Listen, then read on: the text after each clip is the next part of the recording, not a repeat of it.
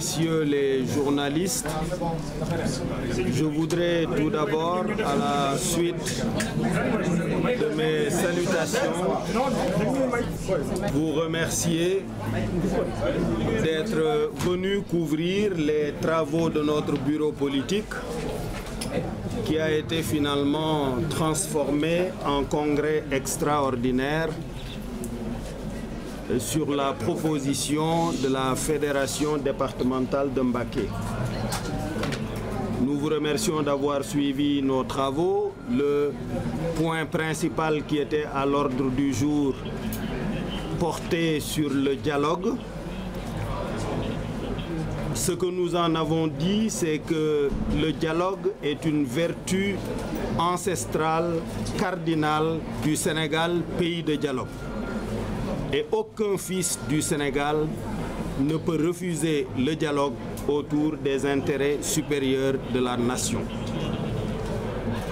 J'ai tenu à féliciter et à remercier le président de la République de se rendre compte, même tardivement, de la nécessité de dialoguer, puisqu'il a raté plusieurs occasions de le faire. À l'occasion de l'acte 3 de la décentralisation, à l'occasion de l'envoi supposé de troupes en Arabie Saoudite pour, disait-il, aller défendre la Kaaba, à l'occasion du référendum, il a raté plusieurs occasions. Mais les gens disent mieux vaut tard que jamais. Le fait de se rendre compte, après 4 ans d'exercice du pouvoir, que l'exercice solitaire du pouvoir ne menait qu'à l'échec est un mérite à saluer. Le fait de prendre l'initiative d'appeler les autres fils de la nation à la concertation est un mérite à saluer. Cela demande du courage et je pense qu'il mérite d'être encouragé dans cette direction. Le seul problème que je vois, c'est que le dialogue ne devait pas se faire, comme ce fut le cas pour le référendum, dans la précipitation et sous la pression. Et il ne devait pas se faire sous l'emprise de la passion, des manœuvres ou des calculs politiciens. C'est un sujet d'une extrême importance pour notre pays. Notre sous-région est traversée par des tensions importantes.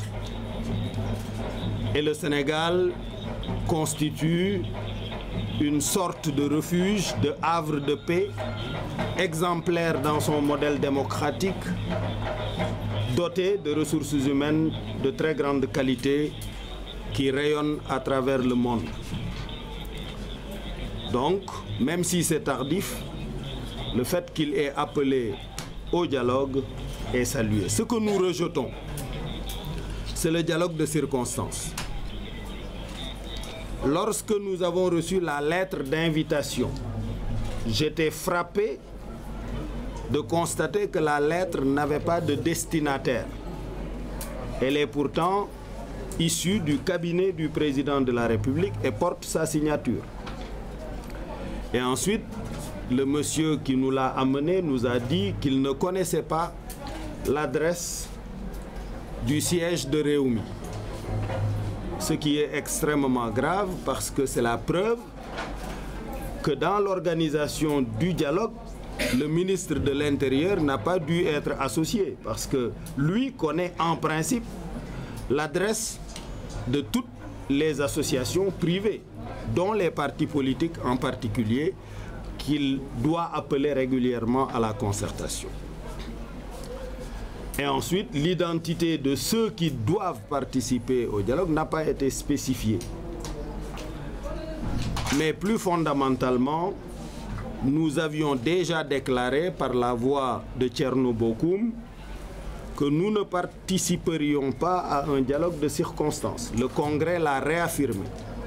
Mais nous sommes tout à fait disposés et ouverts à participer à un vrai dialogue sérieux, portant sur les intérêts supérieurs de la nation, défini dans un cadre inclusif et pluridisciplinaire, qui inclurait les anciens chefs d'État, en somme tous les anciens patrons d'institutions, les anciens présidents d'institutions internationales qui sont des Sénégalais, le groupe parlementaire du pouvoir, le groupe parlementaire de l'opposition, la société civile, les syndicats, enseignement, santé, la sécurité, les anciens chefs d'état-major d'armée, les anciens hauts commandants de la gendarmerie, les anciens directeurs de police nationale, enfin toutes les personnes, les anciens ministres de la justice, toutes les personnes susceptibles d'apporter une contribution significative à la définition des priorités nationales.